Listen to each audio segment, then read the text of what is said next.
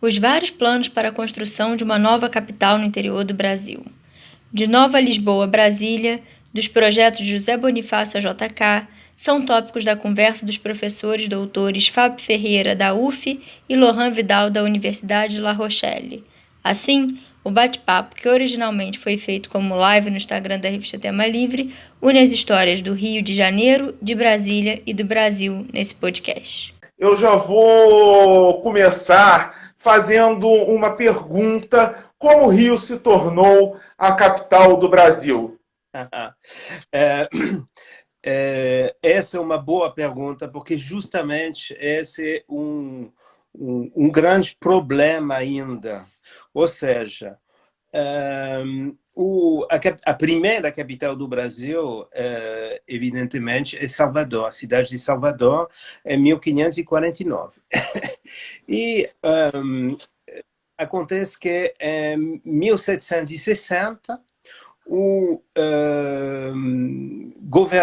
vice-rei do Brasil, em Salvador, falece, e na frente dessa notícia, a coroa manda a ordem para o governador do Rio, da capitania do Rio, de substituir o vice-rei em Salvador. E esse governador não quer. Ele fala que a verdadeira pérola do Brasil é o Rio, que ele está, nesse momento, negociando a questão das fronteiras com o sul do Brasil, e que não pode se afastar do Rio. Então, ele diz que quer ficar no Rio. Enquanto isso, em Salvador, tem um triunvira que está se organizando para manter alguma coisa em Salvador. E quando esse governador do Rio vai falecer em 1763, então Lisboa vai mandar um novo para substituí-lo. Só que, ao mesmo tempo, vai mudar a capital para o Rio. Aconteceu que, entretanto, o Rio tinha se tornado, evidentemente, o grande porto das frotas do ouro, e também era um momento de grande tensão com o sul do Brasil, a região, notadamente, que a gente chama das Missões, né? E tinha brigas com a coroa espanhola. Então, esses dois elementos fizeram com que o Rio vai se tornar capital. Mas não se tornou capital, como dizer, não foi uma decisão encenada, não houve nada, simplesmente esse primeiro governador, em 1760, não queria sair, e depois da morte dele, o Rio... O outro vice-rei vai ser mandado no Rio, em vez de ser mandado em Salvador, simplesmente. Certo. Com a vinda de Dom João para o Brasil e a própria questão da independência com Pedro I, também surge esse debate. Tem aí a figura do José Bonifácio falando na questão da capital. Você pode falar um pouco sobre o período do Dom João e aí do início desse primeiro reinado, por favor? Então, é um momento importante, porque quando... bom, primeiramente, a gente sabe hoje muito bem que o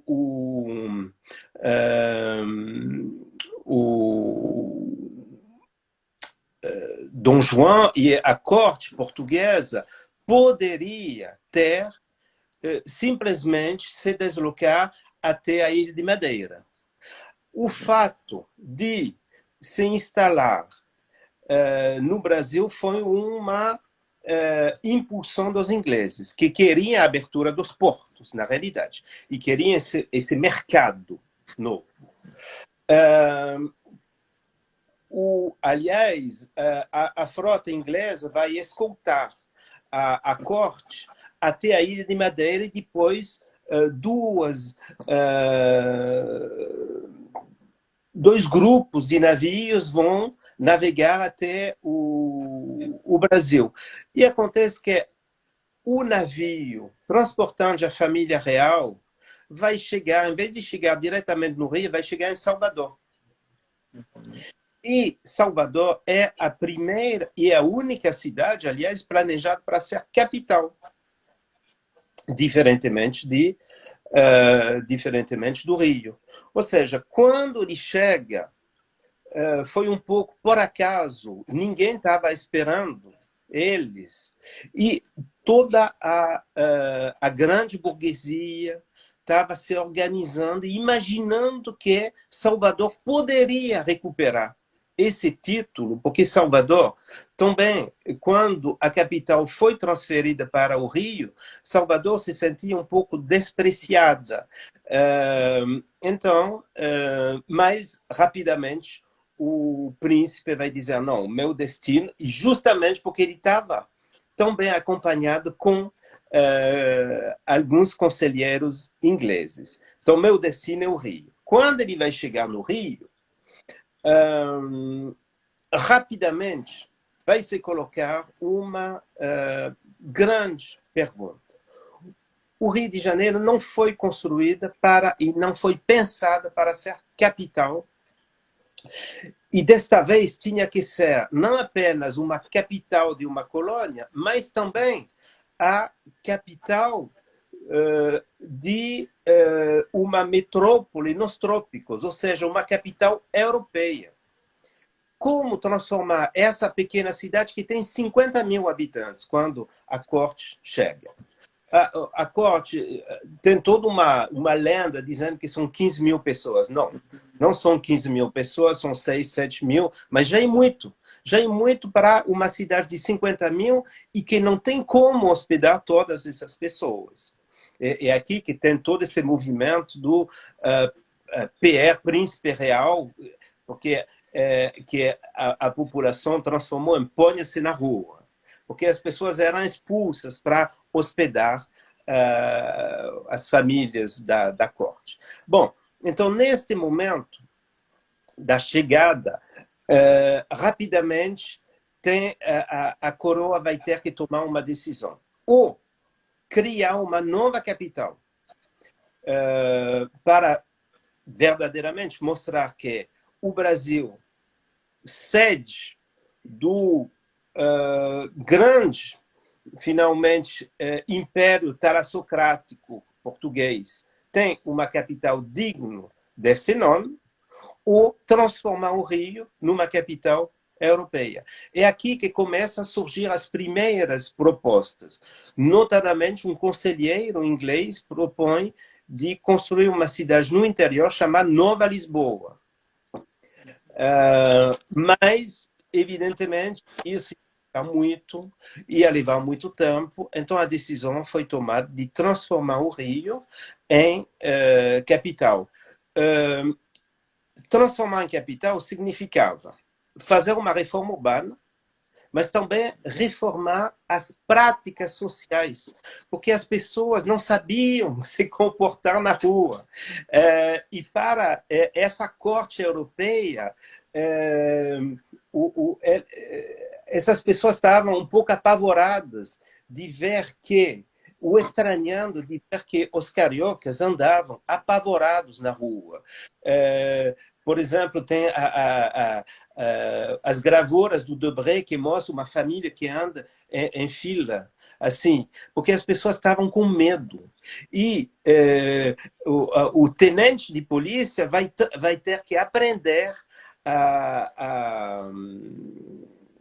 as pessoas a andar 2 por 2, ou seja, vai ter medidas de lei que serão tomadas e, ao mesmo tempo, começa a surgir um bairro novo, a cidade nova, atrás do Campo de Santana, mais ou menos, que vai para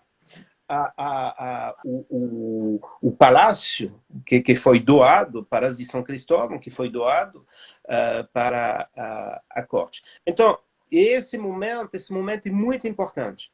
Esse momento de transformação do Rio numa capital europeia. Isso foi tomado mais ou menos a partir dos anos 1810, por aí. Mas, ironia da história, como quem são os construtores desta cidade nova, capital? Os escravos. Então, para construir uma capital europeia no Brasil, o Rio de Janeiro não parou aumentou o trato. E o Rio de Janeiro, para se tornar uma cidade europeia, vai se tornar uma cidade preta, negra também. Certo. E a questão do papel do José Bonifácio no período da independência? Então, o José Bonifácio, como também um pouco antes o Hipólito José da Costa, também, esse jornalista inglês que estava, esse jornalista brasileiro que estava exilado em Inglaterra e que publicou o primeiro jornal, Correio Brasiliense, em 1808. E ele, como José Bonifácio, vão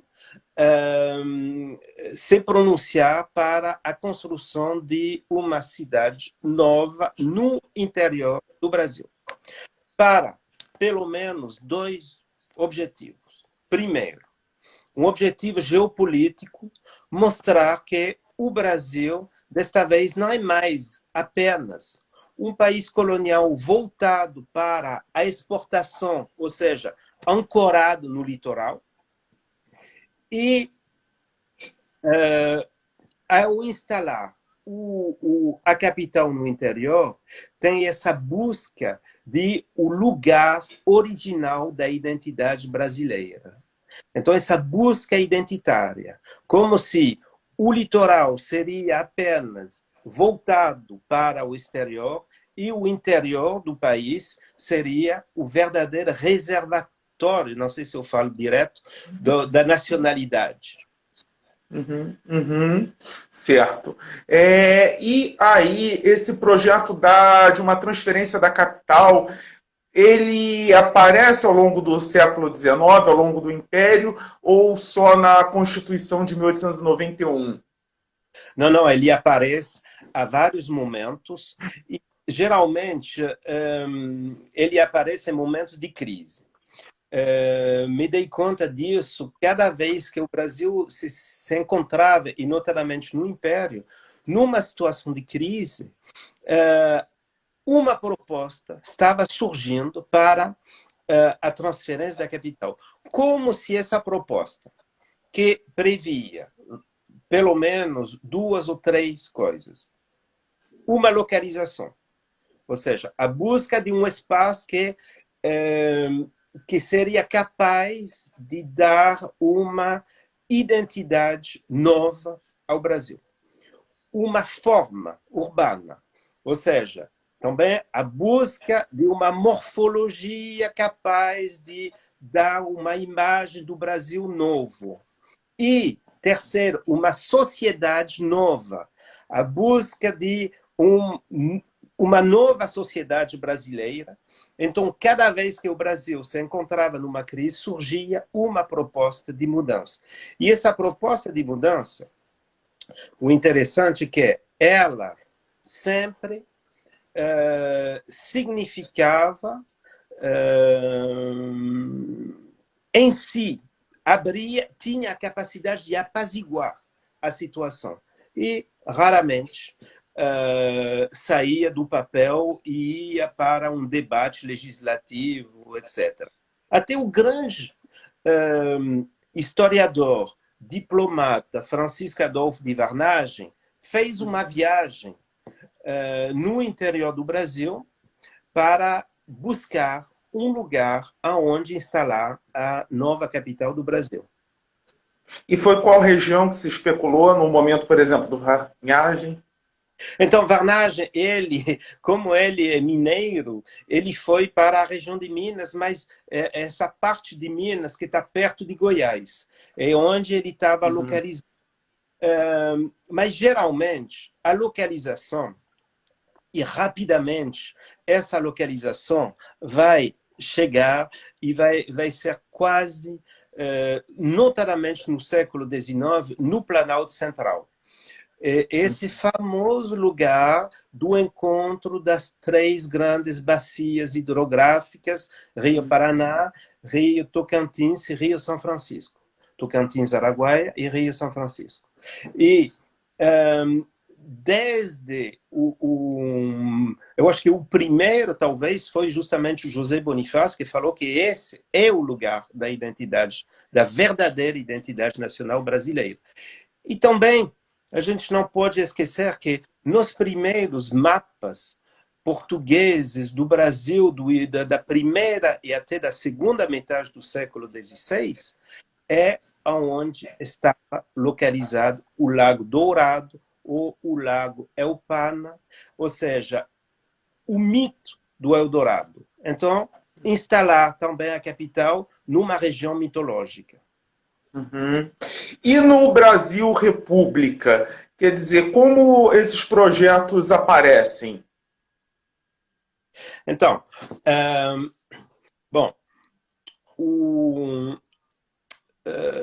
vai aparecer em 1891, no momento dos debates para a nova Constituição, então entre 90 e 91, porque a Constituição está adotada em 91, começa a surgir esse debate e tem essa ideia que é porque verdadeiramente mostrar que o Brasil republicano virou as costas para a ideia colonial, para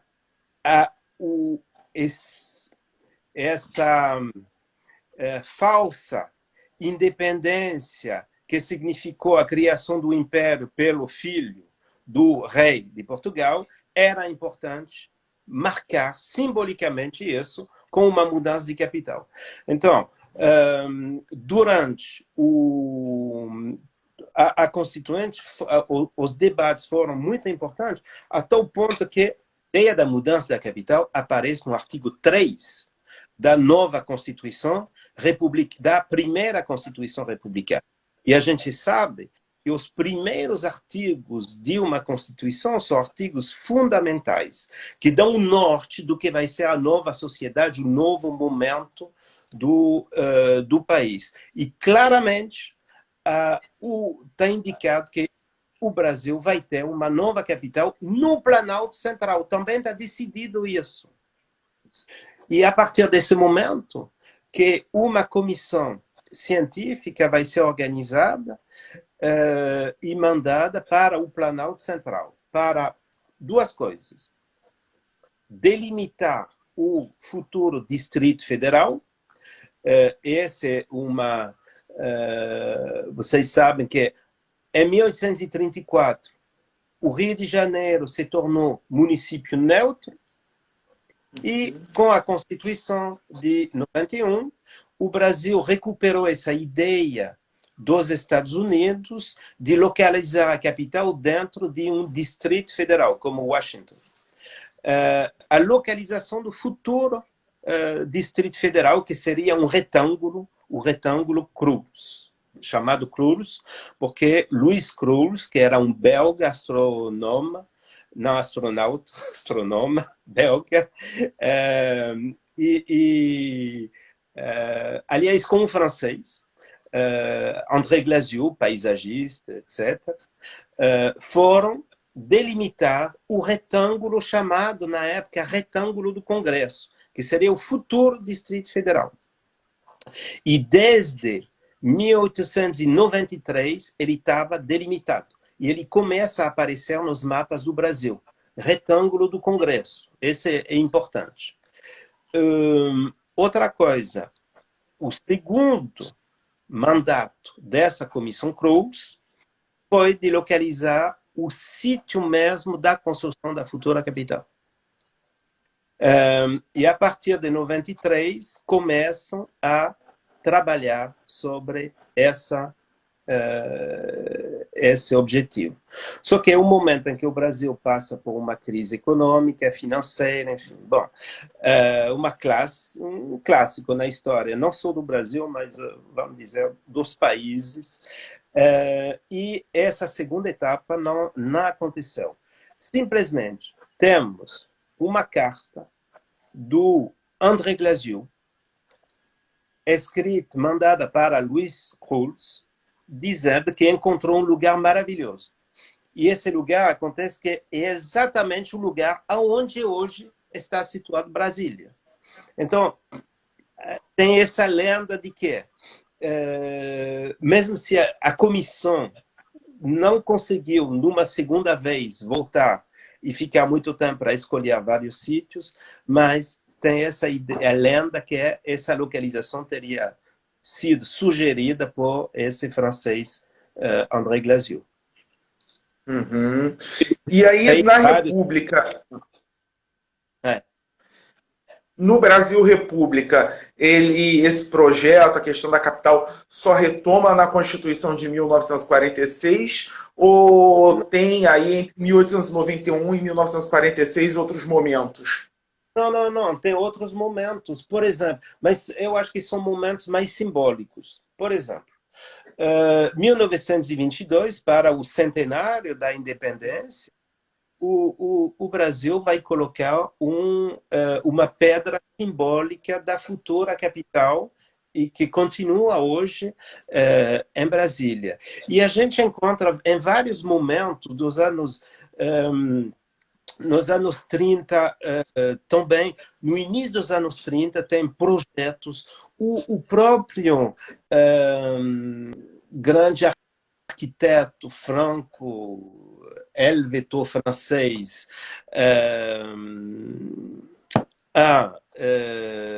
Le Corbusier, vai ser chamado por Blaise Cendrars, que estava no Brasil, dizendo: vem aqui, o Brasil acaba de votar créditos para uma nova capital. Isso é em 1929.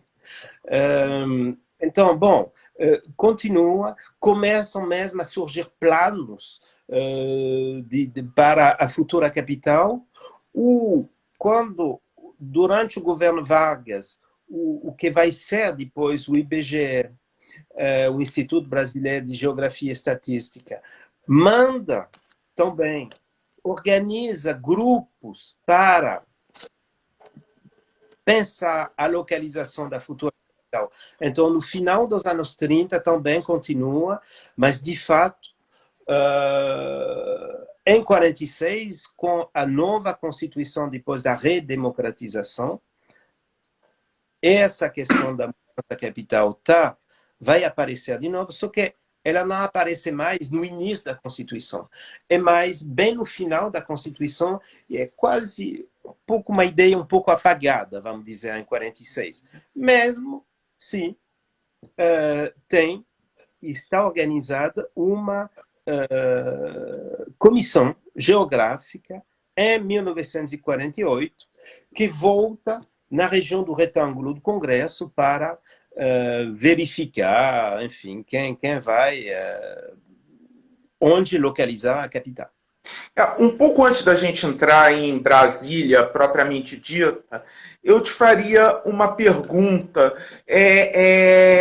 Eu sei que é um corte temporal muito grande, se nós formos olhar, vamos dizer, do início da conversa até agora, mas, ok, o projeto existe, mas a gente sabe que tem projetos que circulam dentro de um âmbito muito restrito da sociedade. Ele não é um desejo, um sonho da base da pirâmide social.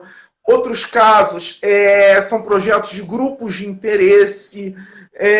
Outros casos são projetos até considerados pouco sérios, inviáveis.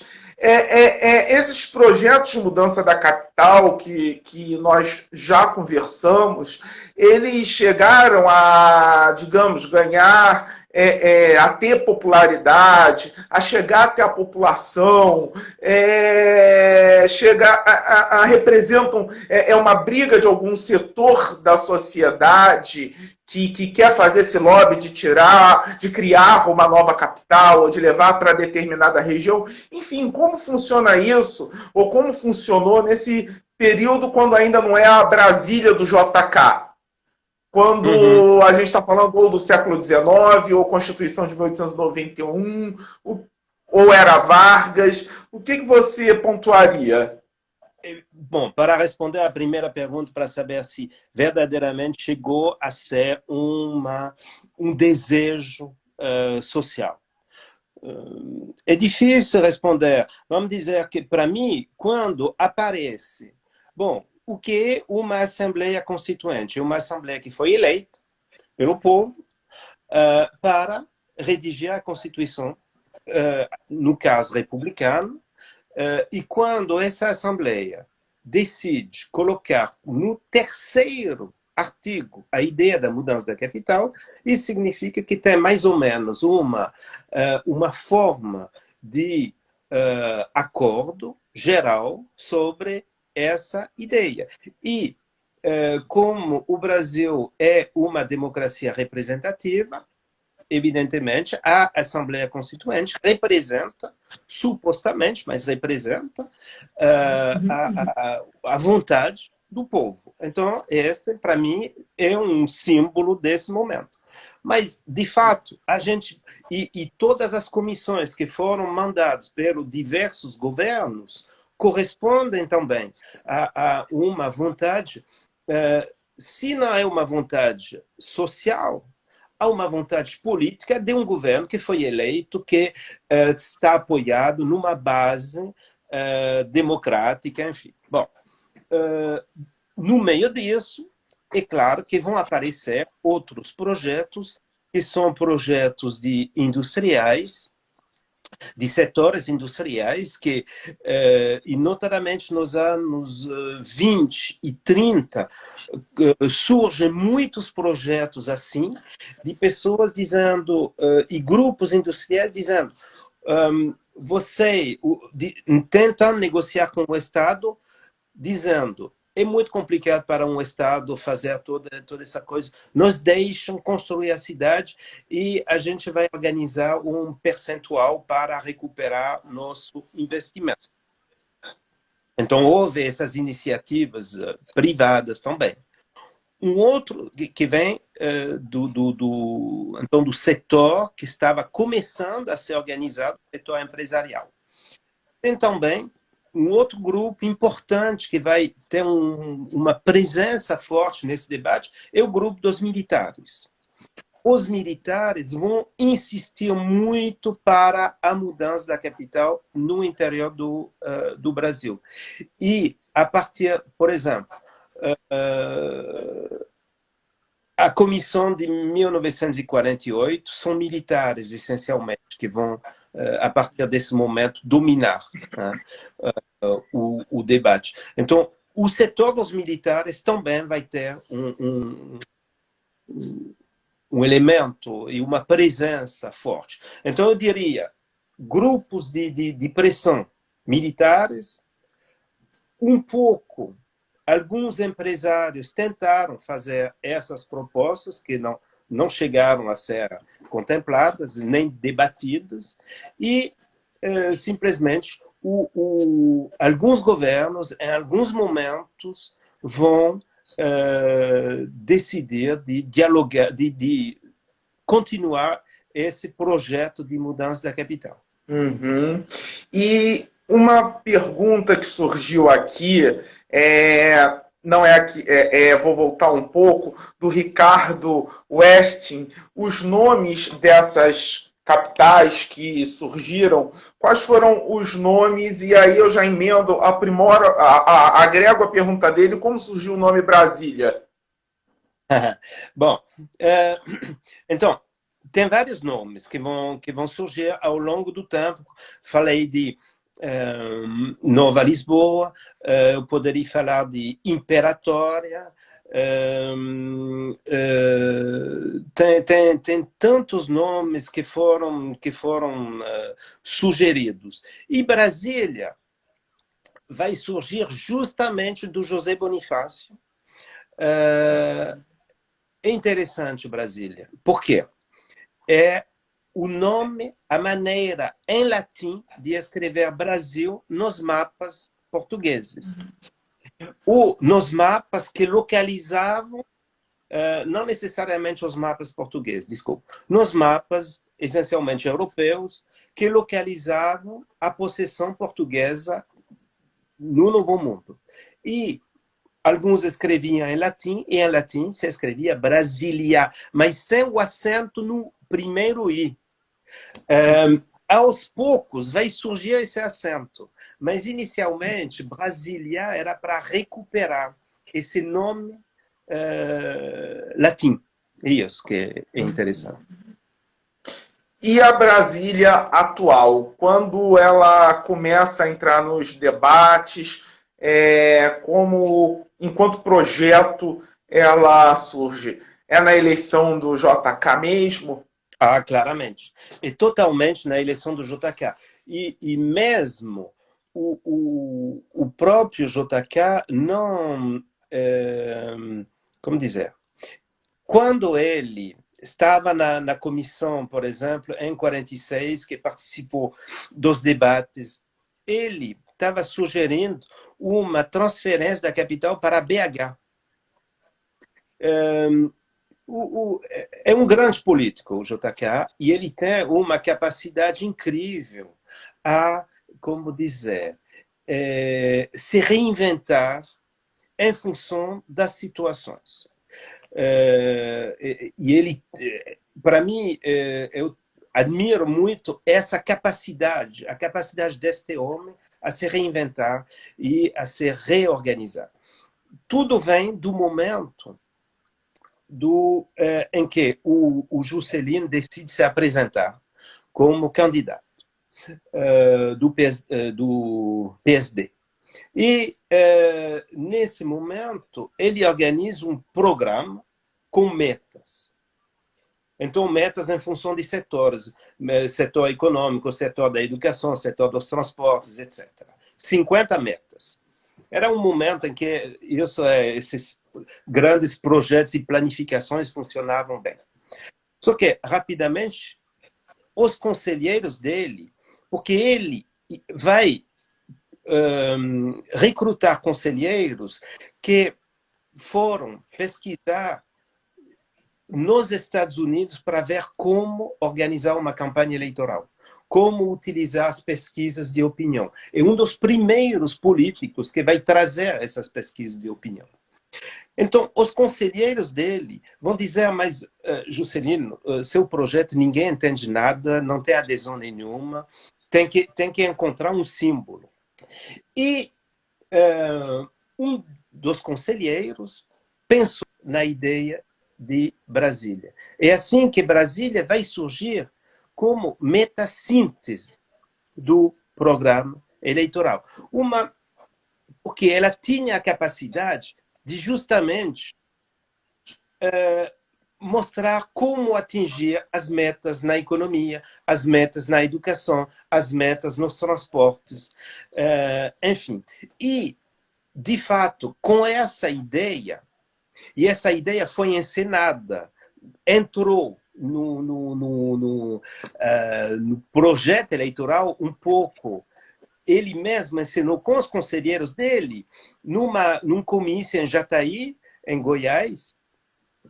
Ele estava em cima de um caminhão, tem uma foto que mostra isso, com poucas pessoas, mas ele fez um discurso, e nesse discurso ele, no fim do debate, ele dá a palavra para a plateia, e tem alguém que pergunta, bom, o senhor falou que vai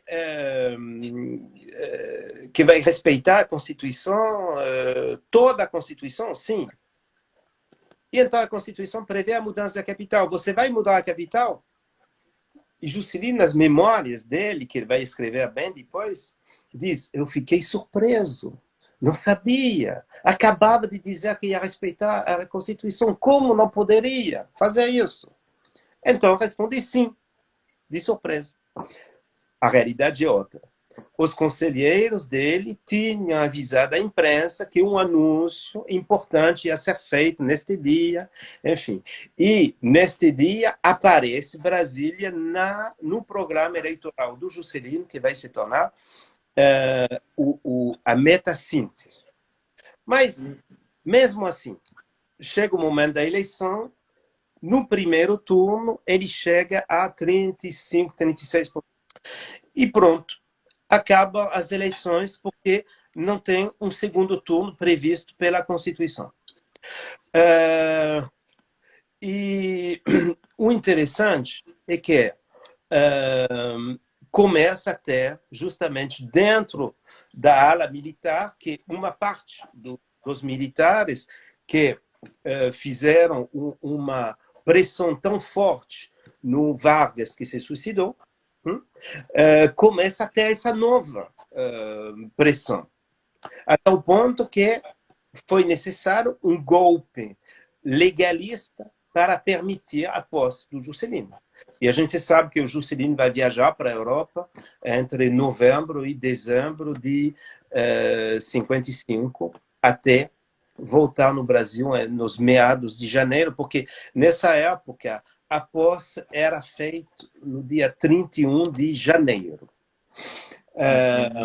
Ele vai viajar. Mas, bom, o Juscelino volta e, nessas condições, ele não tem mais como esquecer esse projeto de mudança. Porque o projeto de uma nova capital sempre teve na história do Brasil, desde o início do século XIX, essa capacidade de apaziguar as crises, desviando os debates de uma certa maneira, transformando, levando todo mundo para dizer, olha como vai ser maravilhoso de construir, enfim, o símbolo de nossa identidade, etc., etc. E, de fato, ele vai fazer isso e rapidamente, mas ele não sabe como fazer. Não tinha, a nenhum momento, pensado em como fazer. Então, é o famoso momento em que ele liga para os Carnimaio, que tinha trabalhado com ele quando era governador lá em BH, e prefeito, desculpe, de BH, e dizendo, olha, Oscar, eu vou construir a nova capital, é você que vai fazer.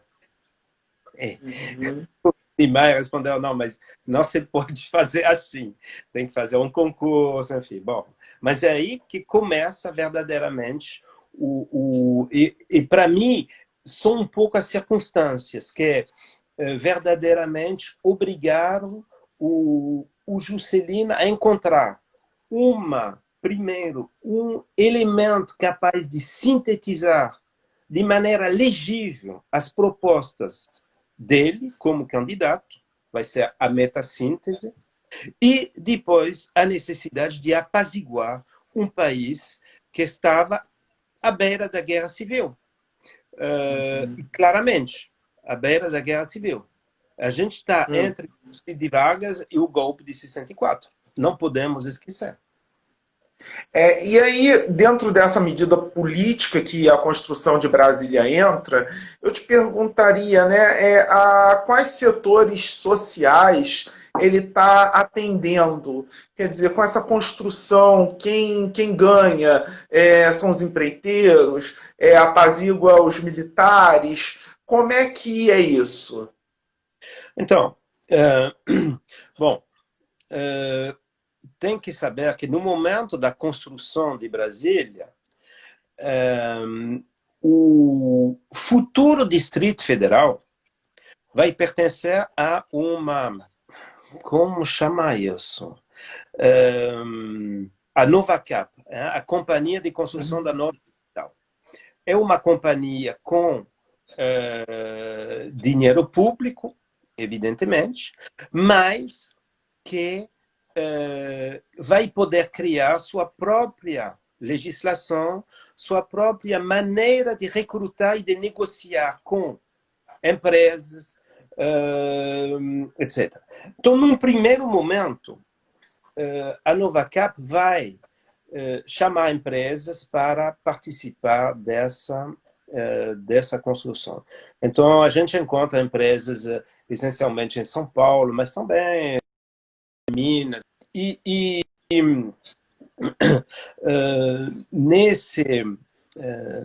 Mas rapidamente vão se dar conta que o Juscelino queria mesmo inaugurar o Brasília e o ritmo da construção não estava suficiente.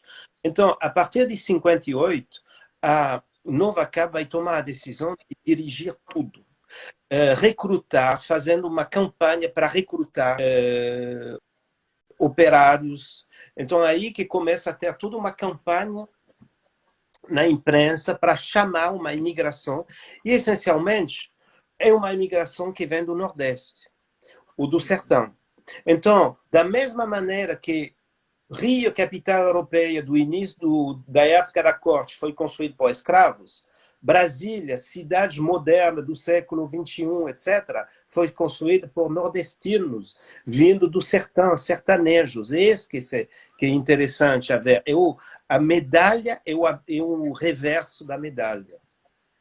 Eu até te pergunto isso, por essa velocidade, por exemplo, a questão dos acidentes de trabalho, por essa velocidade, a questão da emissão de papel moeda. O Tomás também mandou uma mensagem para a gente, discussão sobre o orçamento da construção de Brasília.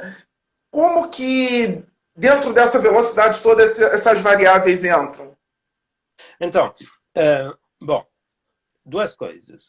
Primeiro, a Novacap decidia da própria... o direito do trabalho que vigorava no Brasil não vigorava dentro do futuro Distrito Federal. Ou seja, nos últimos meses, as pessoas trabalhavam até 18 horas por dia. Houve greves e tentativas de mobilização, etc. E simplesmente a Novacap, que tinha uma polícia privada, matou a gente. Houve chacinas verdadeiras. E foram encontrados restos dessas chacinas só no final dos anos 70, início de 80, porque a memória tinha sido apagada e as pessoas estavam com medo, verdadeiramente. Essa é uma primeira coisa. Segunda coisa, sobre a questão do orçamento, uma parte do orçamento vem de um grande empréstimo dos Estados Unidos também. Por quê? Os Estados Unidos tinham interesse nessa construção de Brasília. É o momento em que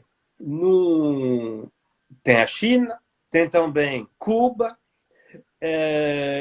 que evidentemente a União Soviética, que cada um fala que está construindo um homem novo, a sociedade para um homem novo.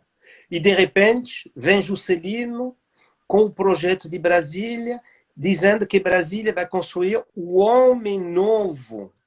Era o homem que construía uma nova capital, Brasília, justamente.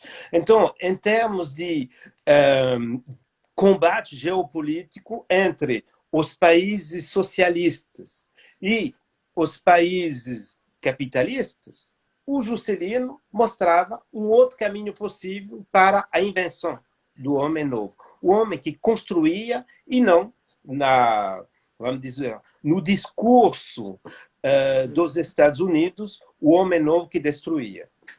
Então, esse grande apoio financeiro dos Estados Unidos. Mas tem um momento que o FMI nega emprestar dinheiro ao Brasil, certo? Sim, mas,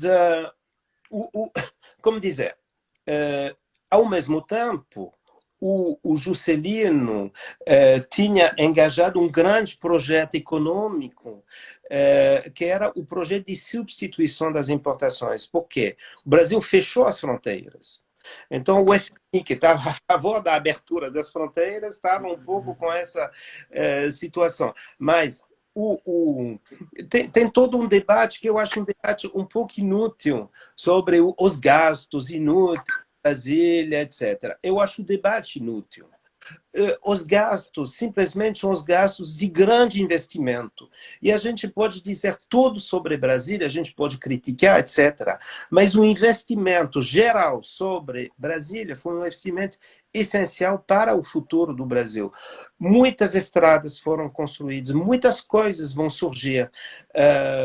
Bom, evidentemente, outras coisas vão desaparecer. Notadamente, o Juscelino vai conseguir um apoio junto aos grandes proprietários de companhia de ônibus. É um momento em que o Brasil vai abandonar as ferroviárias. Mas ele estava construindo estradas. de asfalto. Então, estrada de ferro contra estrada de asfalto. Mas, como ele asfaltou o Brasil, as companhias de ônibus se aproveitaram e foram abandonadas boa parte das companhias ferroviárias e da ferroviária brasileira. Eu tenho na campanha do Jânio Quadros a questão da corrupção. Varre, varre, vassourinha. Sim. Quando eu penso que o candidato que vem depois do Juscelino está usando essa argumentação, você pelo menos encontrou, em termos da documentação, algo relativo à corrupção? Bom, bom, não, porque não procurei sobre isso. Poderia ter encontrado, talvez. E na realidade, meu problema, minha pergunta seria a seguinte: por que Brasília teria escapado do grande esquema da corrupção, que, de uma certa maneira, existe há muito tempo? E sempre que tem um grande empreendimento, há tentativas de corrupção. E isso a gente encontra em todos os países. É difícil encontrar um país que não tenha isso. Eu gostaria de conhecer um país que fez um grande empreendimento como o Brasil, sem uma tentativa de corrupção ou sem um momento de corrupção. E a corrupção, basta a definição, basta saber qual é a definição que a gente tem da corrupção. Porque cada um de nós pode ser considerado como corrupto a partir do momento em que a gente vai aceitar, tipo, um cafezinho, uma coisa indevida a um momento certo. Ou seja, é só botar o dedo. E aonde começa, aonde acaba. Então, para mim, bom, não foi uma pergunta que me fiz. Eu poderia, talvez, ter respondido, mas não sei. Certo. E aí, qual essa mudança da capital, qual o impacto no Rio? Até o Sartori, que mandou uma mensagem para a gente, como os cariocas viram a mudança da capital? Qual foi o impacto no Rio? Então, bom, o Rio foi, de uma certa maneira, um pouco pego de surpresa. Por quê? Durante muito tempo, todo mundo dizia, e de fato tem relatos até mesmo no início, no mês de janeiro e fevereiro de 1960, dizendo não dá para inaugurar Brasília em abril de 60. Não dá. Então, as pessoas pensavam que realmente não ia ser. E ia ser uma coisa de bem mais tarde, essa inauguração de Brasília. Só que em fevereiro, decidiram, e o Juscelino decidiu que não, ele quer inaugurar. Então, houve uma nova aceleração. E nesse momento que tem as 18 horas de trabalho. E aí, quando vai surgir verdadeiramente, nos últimos dias do mês de março, realmente começa a ter um problema no Rio. O Rio e a população carioca parece um pouco...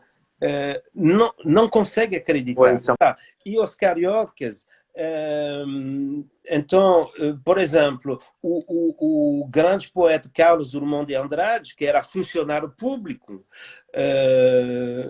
que fez, no início da mudança do projeto de construção de Brasília, poemas apaixonados por Brasília, que era o símbolo da modernidade, e em fevereiro publica Canção do Fico. O governo pode ir, mas eu fico. O momento em que a publicação desse poema, para mim, é simbólica do momento em que o Rio começa a se dar conta que verdadeiramente... Então, realmente, são nas últimas semanas que o Rio se dá conta que vai perder esse status de capital. E como esse sentimento é traduzido nos habitantes do Rio? Então, bom, eu tentei, no meu livro As Lágrimas do Rio, pesquisar um pouco sobre isso, como esperaram, e justamente falei um pouco disso, como no dia 20, verdadeiramente, que era o último dia, vivenciaram esse último dia do Rio, e como depois vivenciaram também essa perda. E essa perda, verdadeiramente, para mim, tem uma forma de um véu de tristeza, verdadeiramente, que vai se instalar na cidade. Uma forma de incompreensão, um sentimento de traição, vários sentimentos que são coisas que vão aparecer, essencialmente uma forma de saudade, uma nostalgia de um tempo. De repente, o Rio se transforma numa velha província. Então, nos primeiros momentos, são um pouco momentos de abatimento. Até o momento em que, verdadeiramente, surgem propostas dizendo, não, a gente tem que reagir agora. A gente tem que reagir. E nos chamaram de velha CAP, porque a nova CAP é Brasília. Não, não somos a velha CAP, somos a bela CAP. E a partir do momento em que vai surgir essa ideia, somos a bela CAP, tem uma reação, a busca da alma carioca, mas afinal, será que a alma do Rio era ser capital? Ou era ser cidade maravilhosa? Ou era ser cérebro cultural do país, enfim. Então tem toda uma reflexão que vai aparecer nesse segundo momento, a partir dessa ideia. O Rio é a bela CAP. E ninguém vai roubar esse título. E essa questão da bela CAP, essa questão da caída de ficha, digamos assim, usando a expressão mais...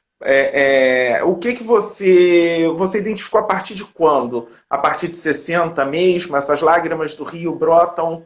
Logo em 60 começam a aparecer. E trabalhei muito a partir dos cronistas na imprensa, e porque os cronistas não são jornalistas, são pessoas que estão assim, capturando o ar do tempo. E eles têm essa capacidade. Tem poetas também. Na época, os poetas publicavam na imprensa. Hoje se perdeu isso. Hoje, não sei nem quem escreve na imprensa, não tem tanta graça. Mas quando os poetas, como os cronistas, escreviam na imprensa, eles tinham essa capacidade a dar um sentido a um evento que ainda ninguém tinha a capacidade de diagnosticar sem ver qual vai ser o advento, etc. Poetas e cronistas se arriscam justamente a dar um sentido a uma situação um pouco ainda confusa, porque a gente está nos começos, a gente não sabe bem o que vai surgir. Então, eu me dei conta disso justamente com isso, lendo a imprensa, os cronistas, etc. Também eu entrevistei algumas pessoas que se lembravam muito bem desse momento. E te perguntar, lágrima, eu vou pensar em choro. Esse choro do Rio durou quanto tempo? Dura ainda? Quando eu converso com muitos cariocas, eles falam, tudo começou com a perda da capital. Eu discordo disso, mas eu sei que dura e esse choro. Mas também o choro, ele não tem essa capacidade. Desta vez estou falando do chorinho, de capturar a alma carioca. Então esse choro dura, se renova e ele faz parte esse chorinho da alma carioca. Uhum. E você também escreve, né, que não tem muito projetos, muitas das vezes o pessoal só olha, você já tem material sobre isso, escrito, tal, o pessoal olha para a capital que está se inaugurando, não olha para a cidade que deixou de ser capital. E aí, como você vê que o Rio ficou nessas décadas posteriores, até mesmo o projeto, você chega a usar a documentação de um parlamentar que na década de 90 está falando em Rio capital, quer dizer, essas décadas depois. Então, esse é um filósofo que tentou. Tem várias coisas. É um filósofo da UFRJ, eu acho que tentou organizar esse movimento Rio Capital. Ele fez isso na época do Fernando Collor e do impeachment do Collor. Mas isso sempre vai ter. Recentemente houve também a proposta do abandono do estado do Rio de Janeiro e a volta ao estado da Guanabara. Bom, mas a gente sabe muito bem, quem viveu um pouco, que não é mudando simplesmente. Quando a gente muda de lugar, os problemas vêm conosco. Então, essas coisas, não sei se vão realmente resolver, mas sempre vai ter, de fato, porque depois da saída da capital, o Rio, Distrito Federal, se torna Estado da Guanabara, que mantém exatamente como dizer, e só vai ter dentro um único município, que vai ser o município do Rio. Em 75, o Estado do Rio de Janeiro vai incluir o Estado da Guanabara. Então, tem pessoas que dizem que o problema nasce do Estado da Guanabara, que o Rio perdeu o título de capital e não estava dominando mais nada em 60, porque era a capital só dele mesmo. Outros dizem que todo o problema vai vir no momento em que o Estado da Guanabara vai ser abandonado. Mas, para mim, eu acho que são falsas pistas de reflexões. Só que a única coisa, de fato, tem presente ainda esse sentimento de abandono e uma forma de ingratidão em relação ao Brasil. Essa ingratidão eu sinto sempre quando eu leio, quando eu converso com pessoas que tem alguma coisa que fica. E até corroborando uma coisa, né? Eu moro, nasci, sou criado em Niterói, que é justamente a cidade que deixou de ser a capital quando tem a fusão em 75. Isso mesmo. Então esse é impressionante. Então, porque exatamente Niterói também perde esse estatuto de capital. Enfim. E a gente, aquela história, né? Nascido e criado na cidade, hoje trabalho aqui, estou na UF, quer dizer, a gente escuta junto a uma parte da população niteroense um certo saudosismo e muito dos problemas que Niterói teria, tipo de aumento da violência e etc., estariam vinculados à fusão. A construção da ponte Rio-Niterói e a fusão, quer dizer, antes era um paraíso. Mas eu acho que essa é uma falsa pista de análise. Como se justamente a mudança de dimensão espacial poderia mudar. Não, eu acho que não seria simples demais. Desculpa que estão ouvindo, mas seria simples demais. Uma questão que eu queria te perguntar é que você também já escreveu que esse tema das capitais, de uma maneira geral, não só no Brasil, não são temas muito acolhidos pela historiografia. São temas que ficam de lado. E, por exemplo, nós temos grandes centros de pesquisa de história no Brasil, no Rio, e o pessoal, a gente não vê muitos estudos nessa área. O que você atribui esse certo esquecimento desse tema? Essa como dizer, situação não é apenas uma situação do Brasil. Para mim, é um pouco um ângulo morto, verdadeiramente, das pesquisas em ciências sociais. Porque trabalhar a questão das cidades capitais, quem tem competência, podem ser os urbanistas, que trabalham sobre a questão da forma, etc., urbanistas e arquitetos, vamos dizer. Podem ser os geógrafos, que trabalham a questão da localização das capitais, etc. Podem ser os historiadores que vão trabalhar sobre a história das capitais, o debate entre capital e regime político, enfim. Bom, e com certeza, estou pensando, por exemplo, a antropologia política, enfim, tem várias disciplinas que podem. Mas, estranhamente, sempre considerado como uma... nunca chegou a ter um reconhecimento em si, como um campo de pesquisa em si, dentro da própria história, dentro do próprio urbanismo, etc., etc. Não sei porquê. É mais uma constatação do que outra coisa. Mas, por exemplo, as pessoas que trabalham sobre a questão da cidade não refletem verdadeiramente, será que tem uma natureza específica de uma cidade capital ou não? Será que uma cidade capital é uma cidade como uma outra, que simplesmente, a um certo momento, vai ter uma função nova? Pronto.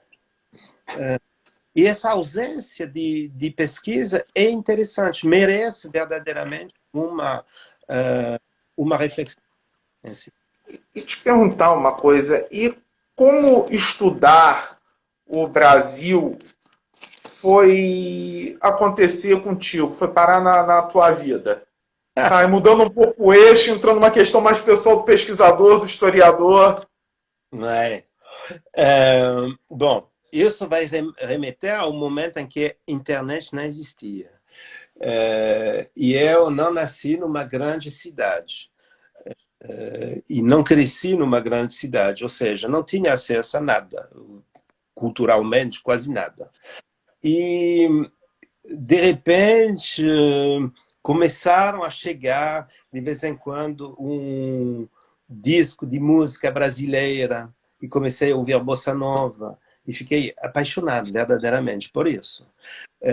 Depois comecei a descobrir um romance do Jorge Amado traduzido em francês, e comecei a me apaixonar, e aos poucos garimpei tudo que podia garimpar em francês, porque não falava português, sobre o Brasil. E decidi que queria saber muito mais que isso. Então comecei a trabalhar sobre um romance do Jorge Amado, sobre a questão das migrações internas no Brasil, que se chama Seara Vermelha, que é um romance fantástico. Eu tive a oportunidade de ler o romance O Seara Vermelha na escola, é fantástico. Eu acho um dos melhores livros dele. É a partir desse romance que entrei na história do Brasil. E depois teve a sorte de poder, de ter sido convidado, jovem estudante, a participar de uma pesquisa em Brasília. Foi no momento em que, na cidade de Brasília, em 88, a eleição do primeiro governador, Joaquim Roriz, e como programa a destruição das invasões. Sabe que em Brasília a gente não fala de favelas, mas de invasões. E não querem ser chamados de favelados, mas de invasores, porque estão invadindo uma terra pública. Então, a supressão das invasões é a construção, a remoção das pessoas para uma nova cidade satélite, Samambaia. Então, fui lá, ia tanto nas invasões quanto em Samambaia para falar com as pessoas, para fazer uma pesquisa sobre a origem destas pessoas.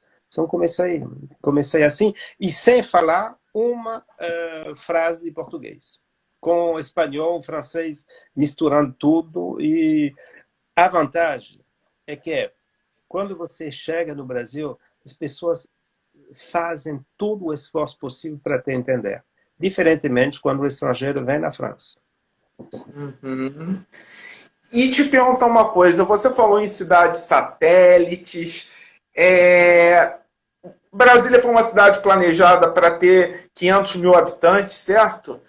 E, por exemplo, ela tem muito mais do que isso hoje, ela tem engarrafamentos, coisa que, pelo projeto, até onde eu sei, se eu estiver errado, por favor, me corrija, já tem os engarrafamentos, ela não é autossustentável, tem um fundo constitucional que foi criado no governo Fernando Henrique Cardoso para colocar dinheiro da União para Brasília. Você diria que Brasília deu certo? Sim, não tenho dúvida sobre isso. Brasília nasceu, bom, com pequeno, como dizer, a questão das cidades satélites. Primeiro, vamos começar com isso. Brasília foi pensada e planejada para 500 mil pessoas, e com essa ideia, uma vez que a capacidade dos 500 mil será atingida, a gente vai construir cidades satélites. E a ideia era de recuperar a forma das cidades-jardim, ou seja, inglesa. A realidade foi totalmente diferente. Como falou o Lúcio Costa, quando ele voltou em 88 para fazer uma nova análise do plano, a vida foi mais forte que o projeto. E no momento da inauguração de Brasília, já tem 8 cidades satélites construídas, reconhecidas, e foram realmente o resultado de lutas. Porque quando falei que a Novacap incentivou as migrações para construir a Brasília, depois pretendia mandar embora as pessoas. As pessoas vieram e queriam ficar. Então, mobilizaram. E no momento da inauguração de Brasília, já tem mais pessoas morando na cidade satélite do que no próprio plano piloto. E hoje ainda, o próprio plano piloto não chega a 500 mil habitantes, enquanto o conjunto do Distrito Federal chega a 3 milhões de habitantes. Então, tem alguns que comparam o plano piloto um pouco à Acrópole de Atenas, que está um pouco distante do resto da cidade que nasceu em torno. Mas quando Brasília foi planejada, como cidade, ela surgiu com alguns impedimentos, notadamente atividades industriais, não podia ter. E isso, evidentemente, é difícil atingir um dinamismo econômico se isso. Mas Brasília funciona. Brasília, para mim, é um sucesso sobre vários elementos. Primeiro, Brasília transformou a organização do Brasil. A construção de estradas, etc. E foi verdadeiramente ampliou esse processo de posse do interior, e não apenas do interior, mas das capacidades econômicas que tinha no interior. Brasília se transformou também num grande centro intelectual. Estou pensando na Universidade de Brasília, simplesmente, de saúde também. Eu quero dizer que quando morava em Brasília, aonde se publicavam os folhetos de cordel, aonde se gravavam, por exemplo, os discos dos repentistas, na Ceilândia. E Ceilândia é um grande lugar da cultura nordestina dos anos 80. Então, por vários motivos, eu acho que Brasília deu certo. Eu acho que sim. Certo. Eu vou abrir para as perguntas do público. Olha, a pergunta do Freitas. As capitais possuem uma forma de se adaptar às mudanças políticas. Já as demais, o processo é mais lento e difícil. O que você comentaria sobre isso? Como Brasília se adaptou. Bom, eu posso comentar como o Rio se adaptou. Por exemplo, o Rio, simplesmente como capital, passou por vários momentos. Monarquia, de 1800 Então, um estado um pouco intermediário entre 1808 e 1815, no momento em que tem essa união do Brasil com Portugal em 1815, se torna verdadeiramente capital desse império português. Depois, capital independente do Brasil, mas ainda de um Brasil monárquico. Depois, capital republicana. Passa também pelo Estado Novo. Enfim, verdadeiramente, o Rio de Janeiro passou por vários momentos políticos e teve que se adaptar, ou seja, também os lugares do poder no Rio mudaram, não foram sempre os mesmos. Simplesmente o Palácio do Catete é uma decisão apenas da República no final do 19. Bom, então, tem vários... na realidade, o que o Freitas incentiva a dizer, mostrar como capital, como sede de capital, a cidade é obrigada sempre a se transformar, sempre a se adaptar, sempre a se reinventar. Cada regime político obriga a uma forma de reinvenção da cidade. E o caso do Rio de Janeiro é muito interessante por isso. Uhum. Também teve uma pergunta, eu não consigo recuperar o nome da pessoa, mas que ela, quando a gente falou nas lágrimas do Rio, ela perguntou se a bossa nova teria alguma relação com essas lágrimas. Bom, porque é uma possibilidade, porque cronologicamente são contemporâneas, de uma certa maneira, mas, bom, tem algumas músicas que tentaram captar um pouco esse momento da perda de capital. Mas não sei se a bossa nova está verdadeiramente ligada apenas à questão da capitalidade. Eu acho que a bossa nova não é a capitalidade do Rio que importa. É outra coisa. Uma forma de... a bossa nova surge para convidar um contraponto às queixas, de uma certa maneira, dos sambas. As letras dos sambas remetem sempre a uma queixa, a uma luta, a um desejo de mudar as coisas, etc.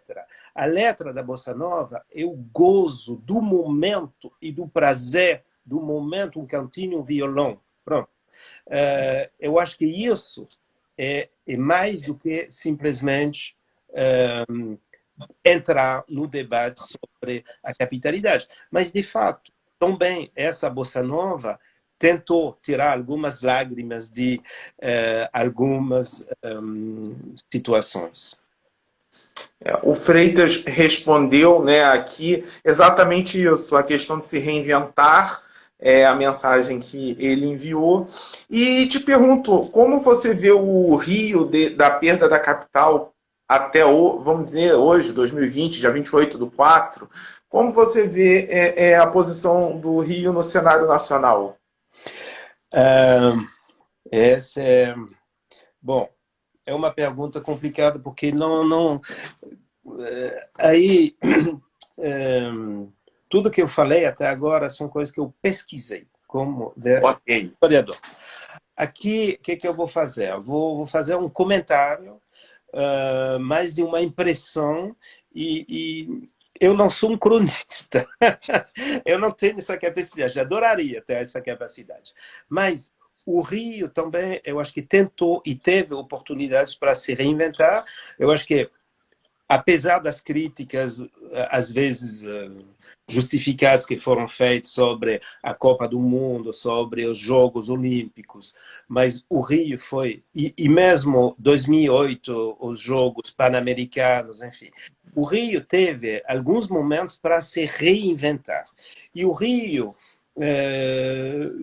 surgiu novo depois de 2016, novo em alguns setores, outros pioraram, mas houve verdadeiramente bairros que foram integrados à vida. Estou pensando na Gamboa, estou pensando em vários. O Rio está... Por exemplo, todo o trabalho que foi feito em torno dos Cais do Valongo, em torno do cemitério dos Pretos Novos, toda a recuperação dessa memória africana do Rio, é uma coisa muito importante para mim, porque finalmente, até o final dos anos 70, o Rio não se considerava como uma cidade tão bem de raiz africana. Enquanto é tão bem, não é apenas, é tão bem. Então, o Rio, todas essas reformas, essa recuperação da orla, por exemplo, da Baía de Guanabara, entre a Praça Mauá e a Praça 15, são coisas em que a população carioca recupera o uso de um espaço que era um espaço público que estava totalmente abandonado. Enfim, não sei se era bem essa a pergunta, mas Não, eu vejo, não quero comentar nada dos maravilhosos políticos, prefeitos e governadores, mais fantástico um que o outro, mas simplesmente dizer que houve transformações que eu acho é uma nova cidade que surgiu. Evidentemente, sempre tem um custo. Eu sei que tem um custo social também. Essa transformação do Rio tem um custo. Certo. Eu vou te perguntar uma coisa também. Como hoje você identifica na França o interesse pelos estudos sobre o Brasil? Esse é interessante porque eu, quando comecei a trabalhar segunda metade dos anos 80, era um momento em que, na França, a situação de estudo sobre o Brasil estava um pouco apagada. Não tinha muitos, estou falando dos historiadores, mas mesmo dos geógrafos, etc., era uma coisa que verdadeiramente estava diminuindo, tinha pouco interesse. E nos 15 últimos anos tem um verdadeiro novo impulso de interesse pelo Brasil. Eu acho que tem a ver, com certeza, com várias coisas. Porque começa a ter cada vez mais cursos de português, cursos de história que ensinam a história do Brasil, e boa parte dos jovens que foram recrutados são brasileiros, ou que vieram com uma bolsa da CAPES, que fizeram um trabalho aqui, que foram empregados e que conseguiram um emprego aqui, mas boa parte. E isso vem com esse incentivo do governo brasileiro também para mandar jovens se formar em outros países. Então, estou quase falando de um tempo que não existe mais. E também da França, porque a França, como dizer, ela criava empregos universitários e hoje quase não tem mais. Mas hoje a situação simplesmente da história e da geografia do Brasil nas universidades francesas e mesmo centros de pesquisa é bem melhor do que 25, 30 anos atrás. Certo. Lohan, eu vou abrir agora para as suas considerações finais, para a gente ir encerrando aqui, encerrando sem aquela pressa do corte que a rede, né, social nos impõe. Não, mas eu que agradeço. Simplesmente, normalmente, eu estaria no Brasil nesse momento. Bom, primeiro agradeço pelo convite e agradeço pela escolha do tema, essa ideia. Falamos mais, talvez, de Brasília do que do Rio, mas essa ideia do abandono do Rio e do sentimento de abandono. Como falei, eu comecei a pesquisar minha vida, comecei a trabalhar por acaso sobre Brasília. Isso foi um acaso. E decidi fazer a minha tese sobre Brasília. E quando publiquei esse trabalho, eu falei, não, mas eu tenho uma dívida com o Rio. E esse livro, As Lágrimas do Rio, é a maneira de pagar essa dívida. Porque eu não posso abandonar o Rio, mesmo se trabalhei sobre Brasília inicialmente. É isso que também queria dizer. Então, agradeço a possibilidade de participar desse debate para, pelo menos, dizer isso. Lohan, muito obrigado pela sua disponibilidade. Quer dizer, já são praticamente 00:30 aí na França. Muito obrigado por estar conversando aqui com a gente. Também agradeço ao público que está aí, está entrando, participando, interagindo conosco. Enfim, fico o meu muito obrigado. E é isso. Eu vou desligando aqui. Um abraço a todos. Tchau, tchau. Tchau. Agradecemos a todos por terem acompanhado o nosso podcast. Se inscreva no nosso canal e acione o sininho de notificação para você ser informado sobre os nossos novos podcasts e vídeos.